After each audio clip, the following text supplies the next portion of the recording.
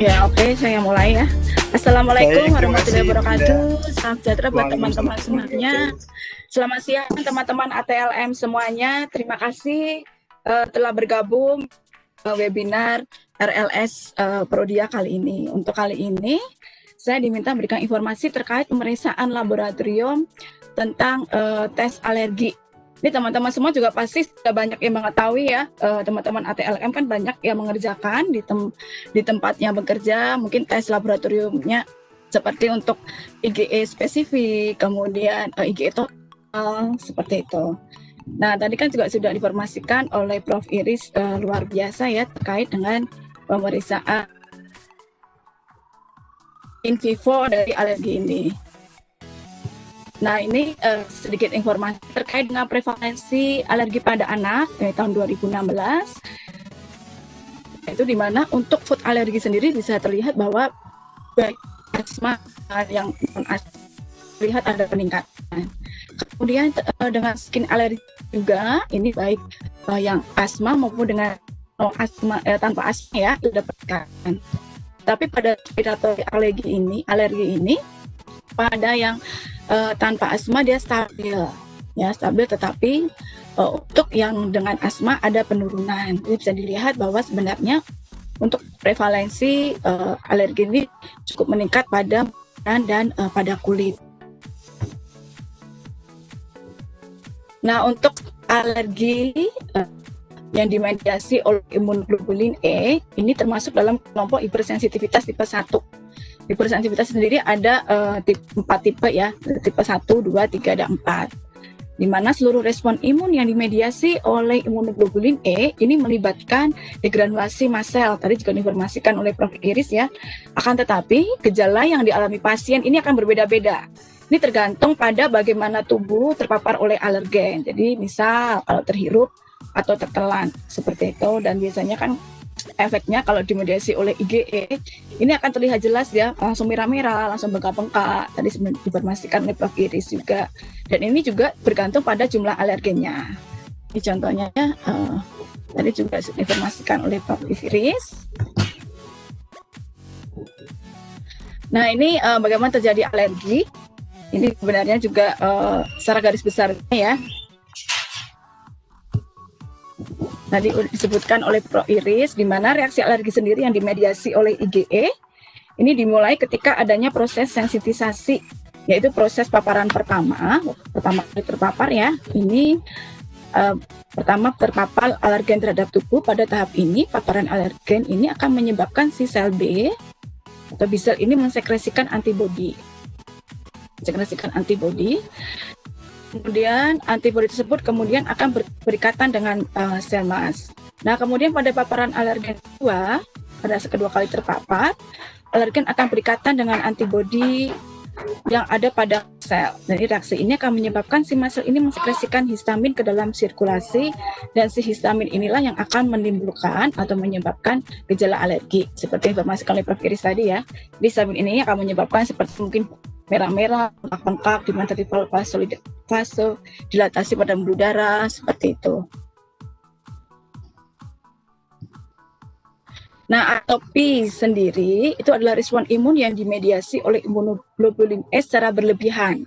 Jadi semua gangguan atopi adalah termasuk ke dalam kelompok hipersensitivitas tipe 1. Atopi sendiri merupakan kelainan pada individu dengan kondisi hipersensitivitas yang diturunkan secara genetik. Jadi ini istilahnya disebutnya keturunan ya. Nah, atopi sendiri berupa kecenderungan untuk membentuk imunoglobulin E dalam jumlah banyak. Biasanya pada saat dia lahir, imunoglobulin E-nya sudah cukup tinggi dibandingkan dengan bayi yang berlahir yang lainnya. Dan dia memiliki kerawanan untuk terjadinya beberapa penyakit seperti gatal di sekitar mulut, tenggorok, hidung, dan wajah. Kemudian bisa terjadi juga asma bronkial, rinitis alergi, konjungtivitis alergi, dan dermatitis atopik. Nah, semua gangguan atopi itu merupakan alergi. Tetapi banyak gangguan alergi ini bukan merupakan atopi. Jadi tidak semuanya yang mempunyai alergi ini masuk ke dalam kelompok atopi. Nah, untuk pemeriksaan laboratoriumnya sendiri, itu tadi sudah diinformasikan oleh Prof. Iris juga, di bagian dua itu in vivo dan in vitro.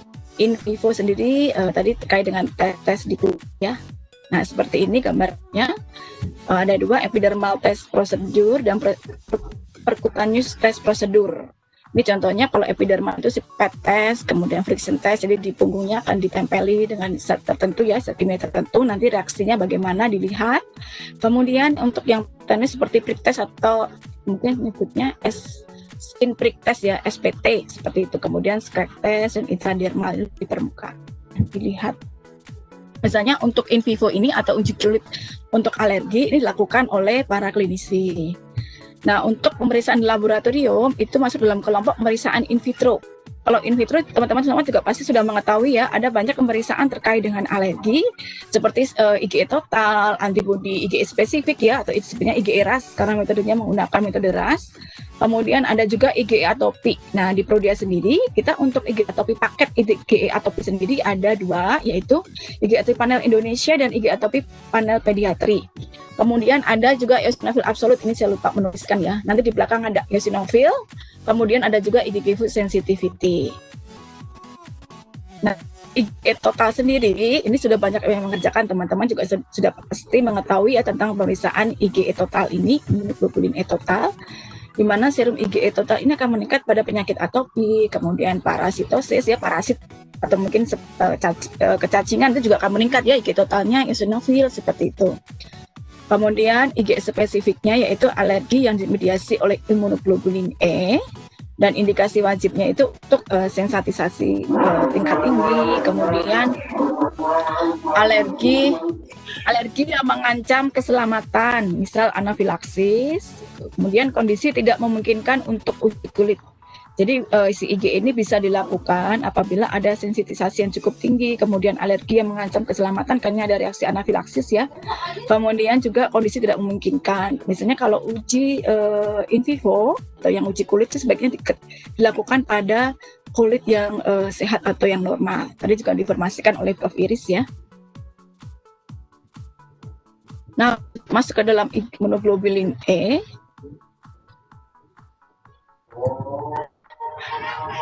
Untuk serum immunoglobulin E total sendiri merupakan pemeriksaan in vitro, ini untuk mengukur kadar IgE dalam darah. Seseorang dengan kadar IgE yang berada di ambang batas tinggi, ini akan memiliki kecenderungan mengalami reaksi alergi. Nah, pemeriksaan total sirkulasi dari IgE ini dapat bermanfaat untuk mendeteksi adanya alergi baik pada bayi dan bisa memprediksi manifestasi atopi di masa depannya. Secara umum memang si kadar IgE total ini meningkat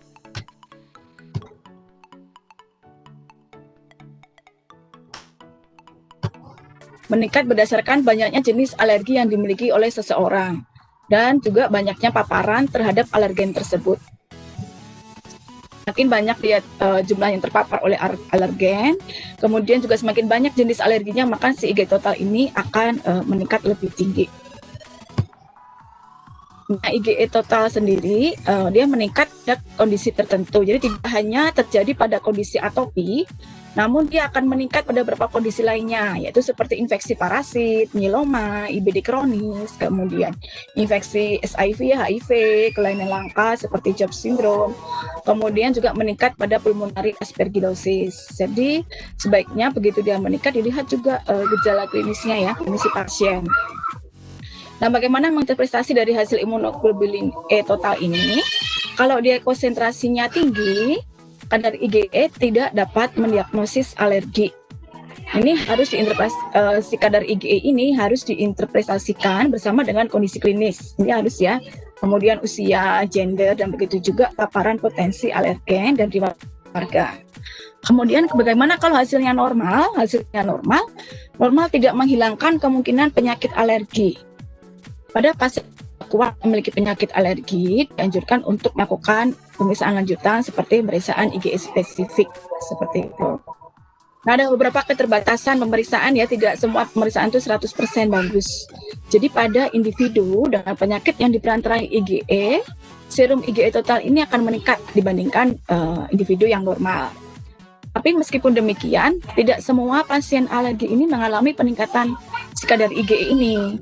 Nah, hasil pemeriksaan IgE total ini tetap harus diinterpretasikan bersama dengan observasi klinisnya.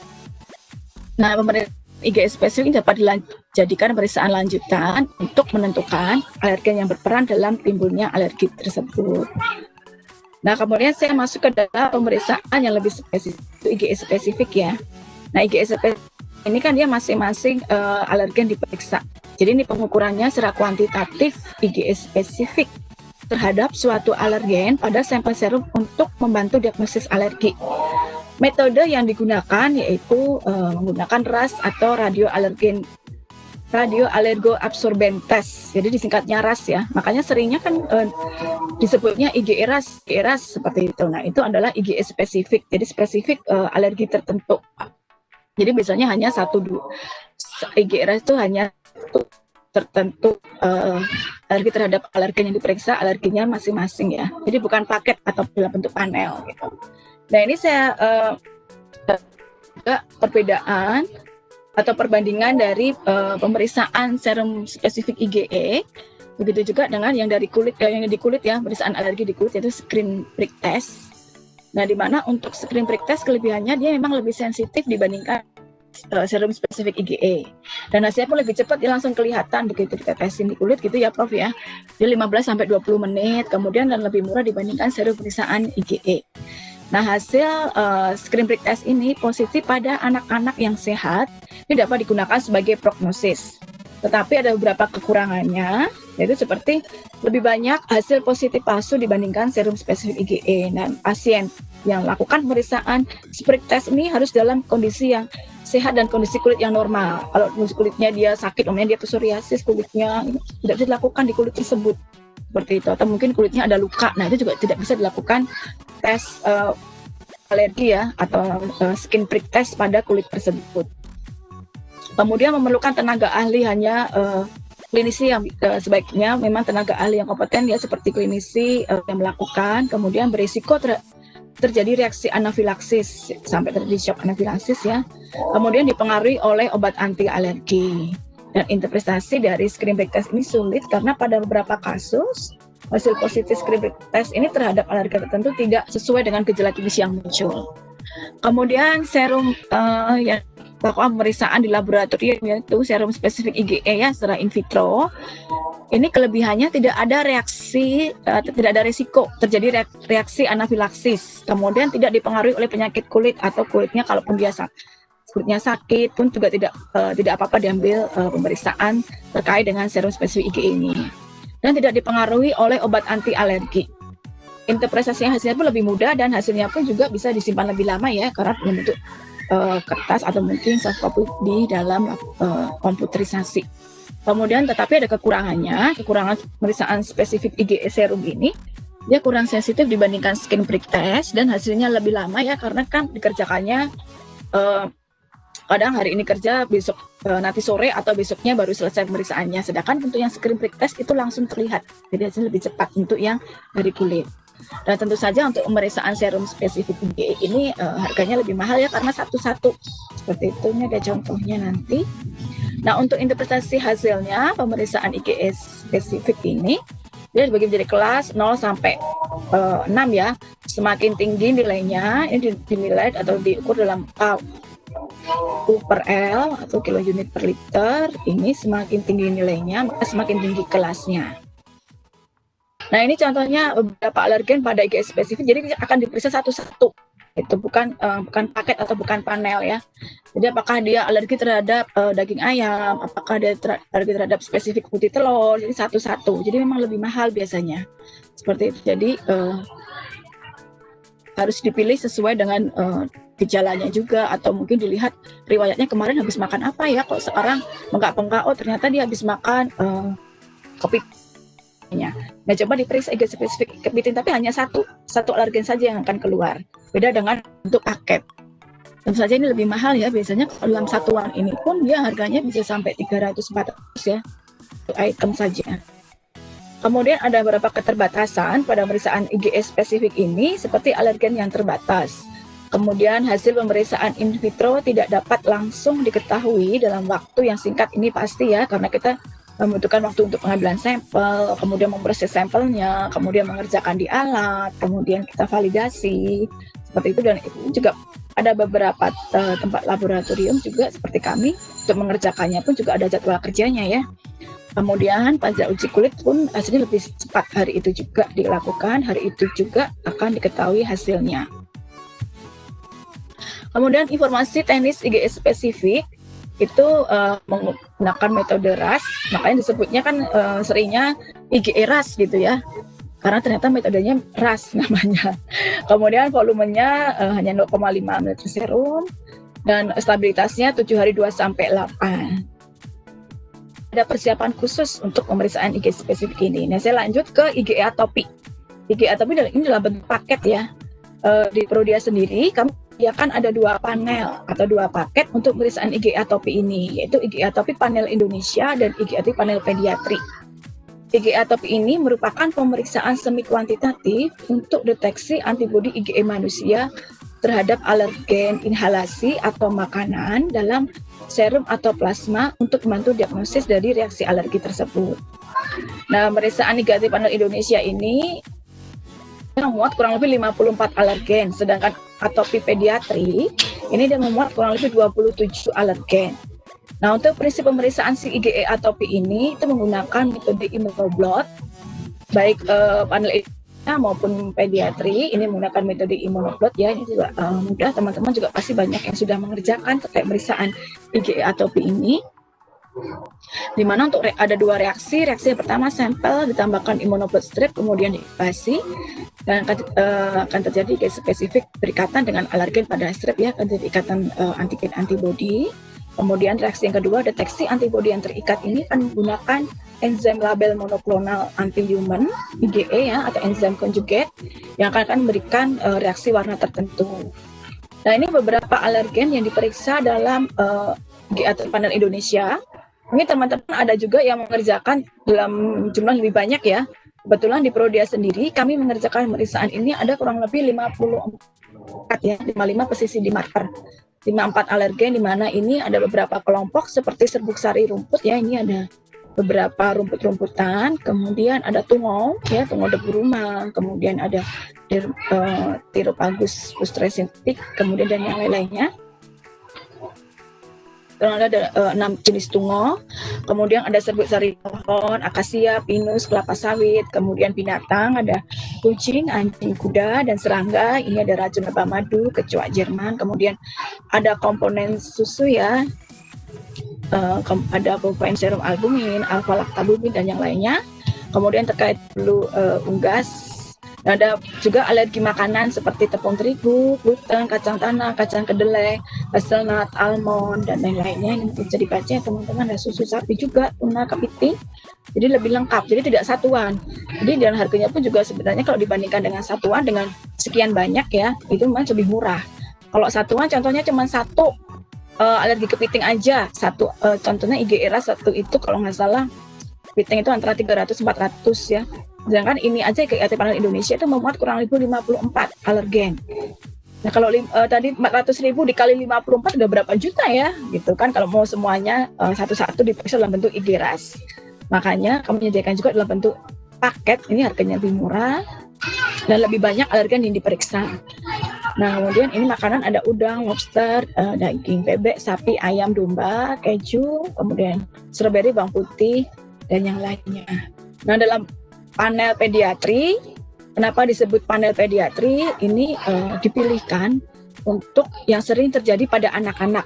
Itu contohnya ada juga nih alergi tepung terigu, nasi gitu, nasi ya. Kan nggak mungkin ya orang dewasa seperti kita alergi nasi sudah segede gini gitu. Nah, ini memang untuk panel pediatri ini tidak selengkap panel Indonesia, itu kurang lebih hanya 27 dipilihkan, terutama yang terjadi pada anak-anak. Tapi tidak ada ketentuan kalau anak-anak khusus periksa pediatri ya tidak. Jadi diserahkan kepada pasiennya atau klinisinya mau periksa yang mana nih, panel Indonesia atau pediatrik boleh, dua-duanya itu juga boleh ya, seperti itu. Nah, ada beberapa yang ada di paketnya panel pediatri tapi tidak ada di panelnya si dewasa. Contohnya pada nasi, kemudian kentang, apple ya, kemudian ada juga wortel, kemudian juga kuning telur. Nah, ini contoh hasilnya untuk pemeriksaan panel pediatri Indonesia. Contohkan sama ya, ini saya ambil dari panel pediatri. Ini dilihat kelasnya, kalau dia semakin tinggi nilainya, semakin kuat, semakin tinggi ya titer antibodi terkait dengan alergi yang terjadi pada pasien tersebut. Contohnya ini untuk Tungo ya, dia sampai kelasnya kelompok kelas yang 5 dan nilainya dia 50 sampai 100 KU per L. Nah, ini contoh untuk panel Indonesia. Ini juga bentuknya adalah bentuk kelas 1 sampai 6, semakin tinggi kelasnya, semakin tinggi juga, semakin kuat juga titer dari antibodinya. Nah, ini sama ya. Nah, untuk interpretasi hasil dari IgE atau ini bagaimana? Bila hasil negatif, itu bisa saja terjadi pada gejalanya yang tidak dimediasi oleh IgE. Contohnya pada imunoglobulin G. Kemudian sampel diambil sebelum antibodi itu terbentuk, atau mungkin sampelnya diambilnya antibodinya terbentuk yang baru sedikit, jadi kadarnya rendah sekali, seperti itu. Kemudian konsentrasi imunoglobulin E itu menurun pada periode lama setelah sensitisasi, jadi akan menurun ya, awalnya meningkat, kemudian lama-lama turun. Mungkin dia awalnya kelasnya masuk kelas kelompok 6 yang tinggi sekali sampai 100, lama-lama kemudian setelah dia melakukan terapi dengan dokter spesialis, tentu saja dia akan menurun dan kadar IgE-nya juga akan ada penurunan. Ini periodenya cukup lama ya. Kemudian hasil negatif bisa saja terjadi pada kondisi alergen, efek pematangan, pengolahan efek industrial pada alergen tersebut. Jadi alergen makanan ini seringkali bisa menunjukkan hasil negatif secara in vitro yang pemeriksaan dari darah, meskipun gejala klinisnya muncul. Nah, fenomena ini dapat dijelaskan melalui efek beberapa fenomena ya, seperti efek pematangan, pengolahan industrial, pemasakan, peringan pada alergen dalam makanan tersebut. Nah, kemudian lebih jauh lagi, reaksi alergi ini dapat diinduksi oleh metabolit alergen yang berasal dari proses pencernaan yang tidak dapat secara tepat disimpulkan melalui pemeriksaan in vitro. Nah, untuk pemeriksaan IgE atau panel Indonesia maupun panel pediatri, keduanya menggunakan metodenya immunoblood seperti dari Jepang ya, dan sampelnya pun juga mudah dengan baik dengan serum ataupun plasma. Plasma bisa menggunakan plasma EDTA, heparin maupun sitrat. Stabilitas sampelnya itu 14 hari pada 2 sampai 8 derajat Celcius. Dan ini untuk yang Indonesia, panel Indonesia ini kerjakan setiap hari yang 54 alergen tadi, sedangkan yang 27 alergen untuk panel pediatri mengerjakannya Senin sampai Jumat. Kemudian pemeriksaan lain yang saya informasikan yaitu eosinofil absolut dan IgG food sensitivity. Mungkin teman-teman masih belum mengetahui terkait dengan IgG food sensitivity ya. Kalau eosinofil pasti teman-teman sudah canggih dah, udah ahli ya. Karena ini pemeriksaan yang sangat simpel terkait dengan alergi. Ini kan kalau dilihat di bawah mikroskop kelihatan sekali ya merah-merahnya. Bentuknya ini kebetulan ini di dalam begitu ganti laptop jadi berubah warna jadi ungu, harusnya ini merah nih ya, bintik-bintiknya merah ini. Nah, pada kondisi normal jumlah eosinofil itu harusnya 1% dari leukosit. Dan eosinofilia itu terjadi kalau dia mild ya, itu kurang lebih nilai 351 sampai 1500 sel per milimeter kubik ya, mm3. Terus kalau dia berat atau severe lebih dari 5000 sel per milimeter kubik. Dan peningkatan jumlah eosinofil dalam darah ini biasanya menunjukkan respon tubuh terhadap sel-sel abnormal. Kemudian kalau ada parasit atau kecacingan, eosinofil juga akan meningkat, atau bahan-bahan penyebab alergi yang disebut alergen ini juga si eosinofil akan meningkat. Jangan terjadi eosinofilia. Nah, ini salah satu jurnal yang lama ya, di sini disebutkan bahwa kondisi eosinofilia itu bisa dikaitkan dengan beberapa penyakit. Ini di sini disebutkan contohnya adalah alergi. Ini meningkat contohnya pada alergi rinokonjungtivitis, asma, dan eksim. Nah, eosinofil sendiri peningkatannya dalam darah secara sugestif ini menandakan adanya alergi, namun tidak secara diagnostik. Sekitar 30-40% pasien dengan rinitis dan asma ini menunjukkan kondisi eosinofilia. Kondisi eosinofilia sendiri dapat dijadikan penanda obstruktif airway disease ya, dan diketahui bahwa derajat keparahan eosinofil ini berasosiasi dengan tingkat keparahan eosinofil. Kemudian selanjutnya yang terakhir ini ya, IgG food sensitivity. Ini teman-teman mungkin yang sudah mengetahui atau mungkin juga ada yang belum mengetahui bahwa ini terkait dengan sensitivitas makanan tertentu, tapi dia reaksinya delay atau lebih lambat. Kalau IgE atopi atau imunoglobulin E sendiri reaksinya cepat. Dia makan, kalau dia alergi, contohnya alergi ikan, dia makan ikan langsung keluar itu ya, gejala-gejala alerginya, merah-merah, bengkak-bengkak kulitnya. Nah kalau yang IgG itu dia reaksinya lambat seperti itu. Ini saya sedikit share review terkait dengan alergi, reaksi merugikan terhadap makanan. Ini dibagi menjadi dua, non toksik dan toksik. Kalau yang toksik ini ada yang diperantarai ya oleh sistem imun dan ada yang tidak diperantarai oleh sistem imun.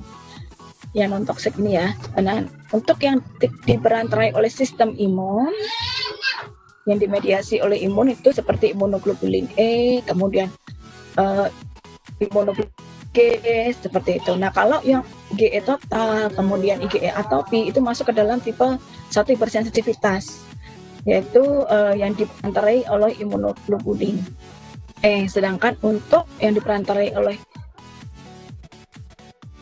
sistem imun selain imunoglobulin E itu masuk ke dalam kelompok tipe 3 atau tipe 4 hipersensitivitas. Ini saya pindahkan dulu.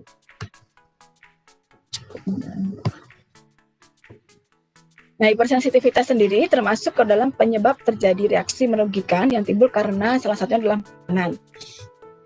Nah, ini gambaran secara garis besarnya ya, bahwa untuk reaksi makanan yang merugikan itu dibagi menjadi dua, yaitu toksik dan non-toksik. Untuk non-toksik sendiri dibagi menjadi dua, yang dimediasi oleh sistem imun dan tidak dimediasi oleh sistem imun. Yang tidak dimediasi sistem imun itu contohnya intoleransi makanan, food intolerance ya, seperti karena pengaruh farmakologi ya, obat-obatan tertentu, kemudian enzim ya, intoleransi laktose seperti itu, kemudian adanya iritasi, ada psikosomatik. Nah, kalau yang diperantarai sistem imun itu udah pasti ya teman-teman, pasti diperantarai oleh imunoglobulin. Nah, tergantung nih yang memperantarai itu apakah dia imunoglobulin E atau bukan imunoglobulin E. Kalau yang imunoglobulin E itu masuk dalam kelompok tipe 1 hipersensitivitas, sedangkan untuk yang non imunoglobulin E itu yang non termasuk ke dalam tipe 3 atau tipe 4 hipersensitivitas, contohnya adalah IgG seperti itu.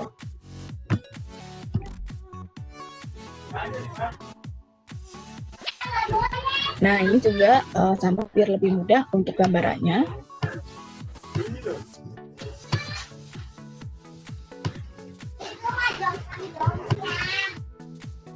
Sama ya, yang diperantarai oleh sistem imun dan tidak diperantarai sistem imun. Kalau diperantarai sistem imun, contohnya kalau yang enzimatik tadi intoleransi laktose, kemudian ada beberapa kondisi ya.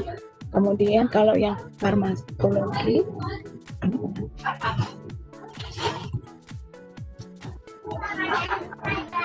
contoh beberapa zat kimia ya, salisilat, kemudian kafein dan yang lainnya.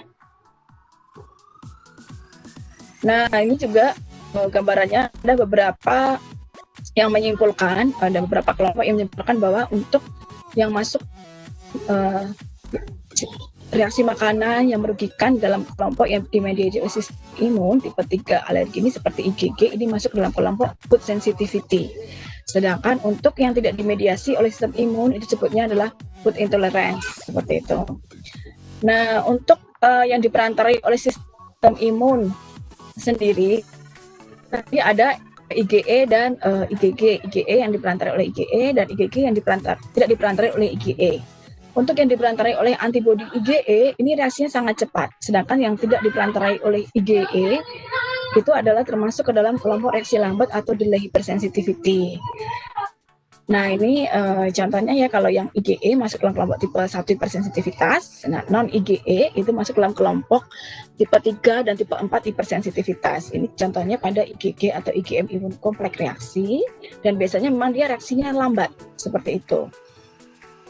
Jadi biasanya untuk pemeriksaan alergi, kalau yang IgE, imunoglobulin E, itu reaksinya cepat sekali, begitu dia mengkonsumsi makanan yang mengandung alergen tersebut, efeknya langsung terlihat. cepat ya, dan penyebabnya jelas. Oh, dia habis makan kepiting, makanya dia merah-merah gitu. Tetapi untuk IgG ini, dia reaksinya lambat, seperti itu, yang tidak diketahui. Dia reaksinya, efeknya itu atau respon dari si tubuh itu kurang lebih sekitar bisa sampai 1-2 hari kemudian. Jadi kadang tidak tahu bahwa si pasien itu ternyata mengalami food sensitivity terhadap alergen tersebut. Contohnya pamannya ya, contohnya saya alergi, nggak alergi nasi deh. Contohnya pamannya saya alergi bawang gitu. Hari ini saya makan bawang banyak, tetapi tidak langsung keluar nih, tidak langsung timbul efeknya. Mungkin karena dia delay ya, gejalanya tidak khas dan sulit menentukan penyebabnya. Kadang gejalanya akan muncul 2-3 hari kemudian. Jadi 2 hari kemudian saya baru berasa meriang, atau mungkin saya sakit perut, kemudian bengkak-bengkak gitu. Kadang dilihatnya, kok kamu merah-merah ya, kok kamu bengkak-bengkak ya, apakah tadi kamu makan sesuatu gitu, padahal penyebabnya adalah 2 hari saya makan bawang terlalu banyak, seperti itu. Karena saya alergi bawang, contohnya pamannya seperti itu ya. Jadi untuk IgG itu reaksinya lambat, karena dia si IgG ini terdeposit di dalam jaringan, kemudian kalau sudah berlebihan akan menyebabkan tadi ya inflamasi dan gejalanya baru akan muncul. Nah, terdapat beberapa masalah kesehatan yang membutuhkan investigasi terhadap adanya pemeriksaan si food sensitivity ini, seperti yang paling sering itu adalah masalah pencernaan, yaitu IBS, konstipasi, diare. Kemudian ada juga asma, migrain, ada artritis, gangguan perkembangan, dan yang lainnya. Jadi kadang terlambat diketahuinya karena tidak tahu kalau dia alergi atau sensitif terhadap makanan tertentu. Karena reaksinya lambat, jadi terjadi reaksinya atau gejalanya itu sekitar 1-2 hari, kadang 3 hari setelah dia mengkonsumsi makanan tersebut. Ada beberapa yang bisa menyebabkan terjadinya sensitivitas makanan ini ya. Nanti ada videonya. Ini sensitivitas makanan atau IgG ini saya rangkum. Reaksinya lambat terhadap makanan yang alergi ya, bisa beberapa jam bahkan berhari-hari setelah dikonsumsi.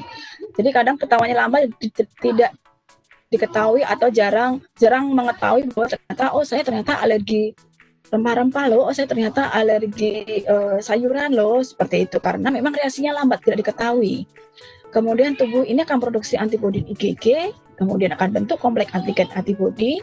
Selanjutnya itu akan dideposit, ya, akan tersimpan di dalam jaringan tubuh. Semakin banyak, semakin terdeposit menumpuk di dalam jaringan tubuh, ini akan menyebabkan peradangan yang kronis dan gejalanya tidak spesifik ya. Gitu. Ini ada videonya. Coba ya, saya.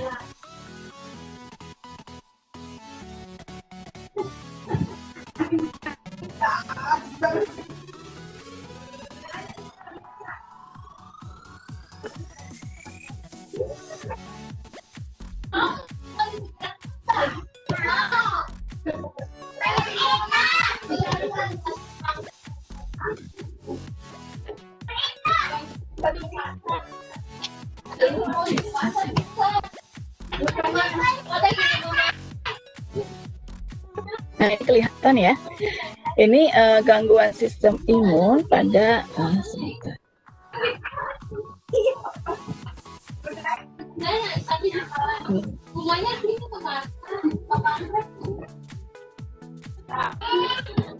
Nah, ini respon normal terhadap makanan ini biasanya ini pada kondisi usus yang sehat dan sistem imun yang sehat. Kemudian pada saat kita makan, ada di antaranya mungkin makanan tidak tercerna dengan sempurna. Dia masuk ke dalam jaringan. Nah, ini akan menyebabkan tubuh kita akan mengeluarkan antibodi, yaitu IgG. Akhirnya akan terjadi ikatan secara kompleks, yaitu antigen antibodi, kemudian akan dibersihkan oleh makrofag, akan dihilangkan, dibersihkan oleh makrofag, dihilangkan. Jadi tidak akan ada yang masuk ke peredaran darah dan menumpuk di jaringan. Dan ini tidak akan menimbulkan gejala. Tetapi pada gangguan, salah satunya pada gangguan sistem imun, ini pada gangguan sistem imun si pasien ini tetapi ususnya sehat, kemudian ada makanan yang tidak tercerna dengan sempurna, kemudian akan terjadi ikatan antigen antibodi ya secara kompleks, tetapi karena gangguan sistem imunnya itu kurang dibandingkan dengan makanan yang harus dibersihkan, jadi makrofag sedikit, jadi akhirnya kelebihan kompleks antigen antibodi dari sisa makanan ini yang harus dibersihkan ini akan menumpuk di jaringan. kalau lama-lama mungkin sekali dua kali mungkin tidak akan menunjukkan gejala, tetapi kalau setiap hari dan terus-terusan lama-lama akan terdeposit di jaringan dan menumpuk dan akhirnya menimbulkan gejala. Gejalanya itu tergantung banyaknya menumpuknya ini di mana, seperti itu. Nah, ini juga ada kondisi di mana usus bocor atau leaky gut ya. Harusnya kan tadi ini ya ususnya itu dia rapat ya. Ini ada yang bolong atau bocor, ada leaky gut. Tapi sistem imunnya di sini normal seperti itu. Nah, pada saat terjadi makanan tidak tercerna, walaupun sistem imunnya normal, tetapi karena banyak sekali kompleks antigen antibodi dari makanan tidak tercerna yang banyak masuk ke dalam jaringan, akhirnya ini juga akan menumpuk di jaringan seperti itu. Jadi ada beberapa yang bisa menyebabkan si sensitivity ini ya. Mainnya kan dengan kompleksnya dan akan lama-lama akan menimbulkan gejala seperti itu. Nah, ini gambarannya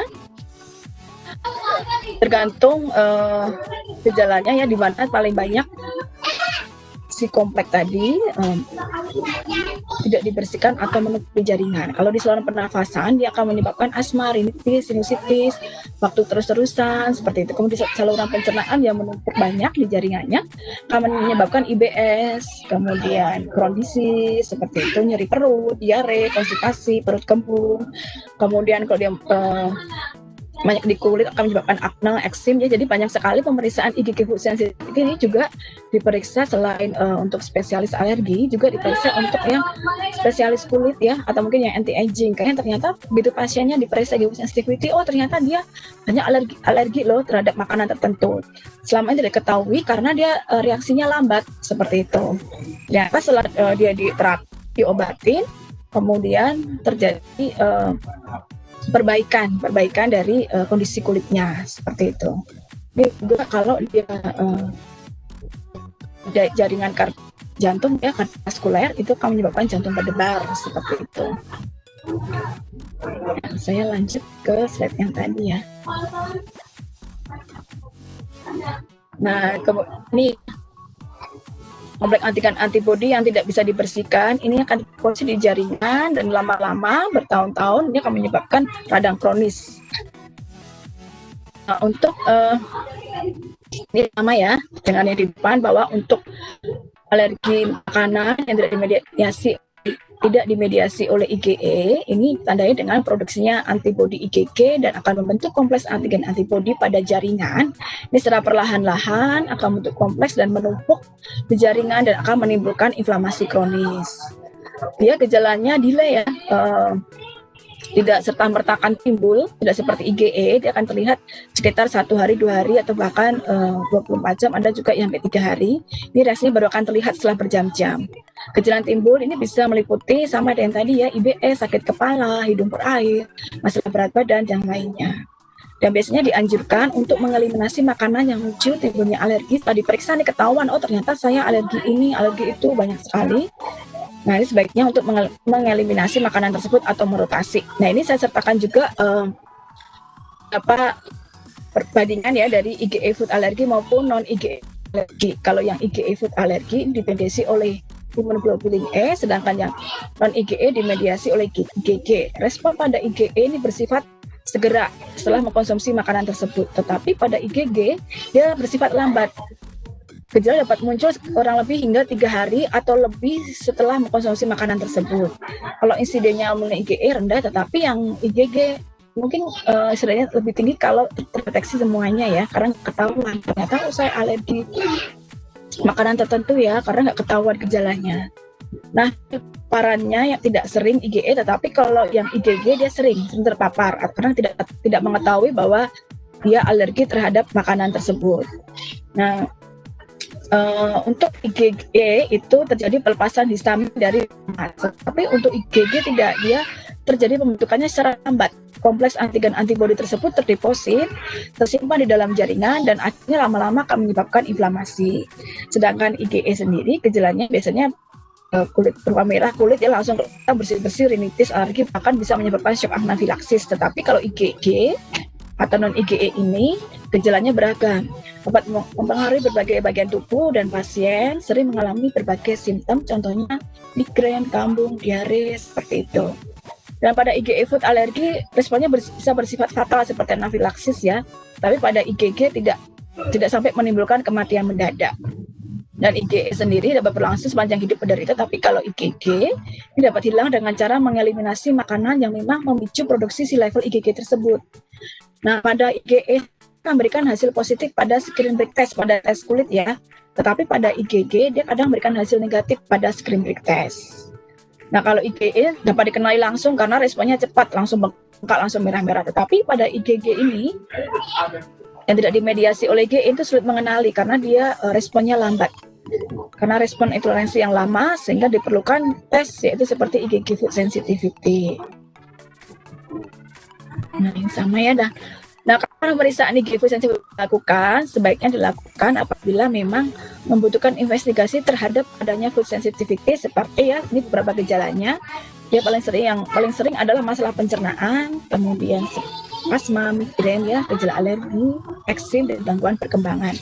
Nah, untuk IgG food sensitive profile ini kita mendeteksi kurang lebih 222 jenis makanan dalam darah atau serum atau plasma juga bisa digunakan, teman. Nah, ini kita menggunakan metodenya colorimetric microarray based ELISA. Ini contoh pemeriksaannya. Yang diperiksa benar-benar 222 jenis makanan. Nanti untuk hasilnya itu akan dikelompokkan berdasarkan makanan, begitu juga berdasarkan level hasilnya ya, kadar hasilnya si alergen tersebut.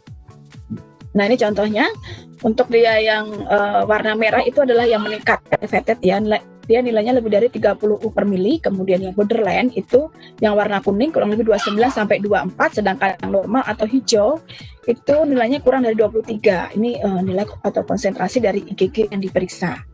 Nanti hasilnya ada dua dalam bentuk dikelompokkan berdasarkan nilainya dan dikelompokkan berdasarkan jenis makanan. Nah, ini beberapa makanan yang diperiksa, 222 jenis makanan ya. Dalam bahasa Inggris ini coba diterjemahkan dalam bahasa Indonesia. Nah, sampai kepada caviar, kemudian crab, lobster, ikan tuna, bekicot, salmon, kemudian ada juga buah-buahan ya. Karena makanan memang diperiksa semuanya. Kadang-kadang kita tidak mengetahui bahwa ternyata kita ada alergi buah yang kita tidak bisa loh sebenarnya tidak ditoleransi oleh pencernaan kita seperti itu. Ada juga apel, jeruk bali, jambu, biji, jeruk nipis, mangga, stroberi, semangka, nanas, delima, kemudian padi-padian dan kacang-kacangan juga diperiksa seperti sereal gandum, bubur jagung, beras saja diperiksa ya, tapioka, gandum dedak. Kemudian ada juga kacang tanah, biji wijen, kacang harimau kenari, kemudian rebus-rebutan dan rempah-rempah juga diperiksa ya. Ini rempah-rempah sampai yang kepada kemangi, daun salam, cengkeh, ketumbar, jinten, bawang putih, kunyit. Ini juga diperiksa semuanya, bahkan untuk sampai kepada umbi-umbian pun juga diperiksa ya, apakah kita ada alergi terhadap kelompok sayuran ini ya. Tomat, lobak, ubi kacang, mentimun, buncis. Daging, ini juga daging puyuh, kelinci, semua, bahkan teh pun juga diperiksa, teh hitam, teh hijau, apakah kita ada alergi terhadap teh tersebut. Kemudian aloe vera, gula tebu, seperti itu. Nah, untuk bagaimana hasilnya diinterpretasi, bagaimana kalau hasilnya meningkat ya, elevated ini, apabila konsentrasinya tinggi terhadap antibodi yang terdeteksi, biasanya akan dilakukan eliminasi makanan yang diketahui tersebut minimal selama 3 bulan dan akan diganti makanannya dengan makanan yang sejenis di kelompok tersebut ya untuk memenuhi dari nilai gizinya. Nah, kalau misalnya warnanya kuning atau borderline, ini biasanya konsentrasinya sedang, tidak terlalu tinggi dan biasanya hanya dikurangi jumlahnya atau dirotasi makanan minimal 3 bulan sekali. Nah, kalau normal berarti dia boleh memakan semua jenis makanan, 222 jenis makanan tersebut. Nah, untuk pemeriksaan IgG sensitive profile ini dalam bentuk paket. Oh iya Mas Maizul, saya udah mau selesai. Waktunya udah habis ya. Ini metodenya kita menggunakan metode colorimetric microarray based assay ya, ELISA. Ini jenis sampelnya adalah serum ya, bisa blood ataupun plasma. Dan stabil dalam 3 bulan suhu 2 sampai 8. Nah, Oke Mbak Indah, waktunya masih ada 5 menit Mbak. Oke, 5 menit ya. Ya, saya sudah selesai nih. Ya, untuk manajemen dari food intolerance tadi, bagaimana? Sama ya, kebanyakan pasien yang diet selama 3 bulan akan menunjukkan pengurangan gejala. Sampai Jadi begitu dia mengalami peningkatan tinggi, ini akan dilakukan biasanya rotasi atau eliminasi makanan. Ini pasien akan lakukan dia kurang lebih selama 3-6 bulan. Ini akan mengalami pengurangan gejala atau ada remisinya. Seperti itu. Nah, baik Mas Zul, sudah selesai karena ini sebenarnya sama ya dengan yang tadi, perbedaan dari food allergy dan food sensitivity. Baik. Nah, baik teman-teman semua, mungkin untuk presentasi saya terkait pemeriksaan tes alergi, jadi baik tadi IgE total, kemudian eosinofil, IgE ras spesifik, kemudian ada IgG food sensitivity dan IgE atopi. Semoga bisa bermanfaat bagi teman-teman ya. Baik, Ibu Indah, terima kasih. Terima kasih atas perhatiannya. Semoga bermanfaat ya teman-teman. Selamat sore.